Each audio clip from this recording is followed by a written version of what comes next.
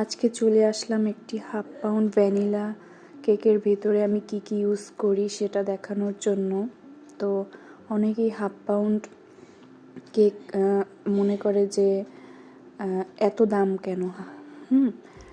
Half pound তো হওয়া উচিত যেটা 1 পাউন্ড ওটার হাফ দাম, বাট 1 পাউন্ডের হাফ থেকে একটু বেশি হয় এটার প্রাইসটা, কারণ এখানে যে বোর্ড এবং বক্স ইউজ করা হয় এগুলো হচ্ছে 1 পাউন্ডেরই করা হয়, আলাদা করে হাফ পাউন্ডের করা হয় না। তো প্রথমেই হচ্ছে আমি কেকের স্পঞ্জটা দিয়ে আমি সুগার সিরাপ আর ক্রিম দিয়ে নিচ্ছি। এখন ইউজ করছি চকলেট, এটা হচ্ছে হোয়াইট চকলেট আমি গ্রেট করে নিয়েছি।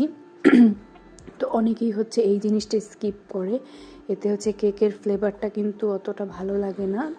এই হোয়াইট চকলেটটা দিলে কেকের ফ্লেভারটা খুবই রিচ হয়, তো আপনারা চেষ্টা করবেন হোয়াইট চকলেটটা দিতে। এরপর হচ্ছে আমি লাস্ট স্লাইসটা দিয়ে সুগার সিরাপ আর হচ্ছে ক্রাম কোট করে নিব। তো অনেকেই কী করে ক্রাম কোটটা করে না, এতে কি হয় কেকের যে গুঁড়া যে ভাবটা ওটা হচ্ছে ক্রিমের মধ্যে চলে আসে।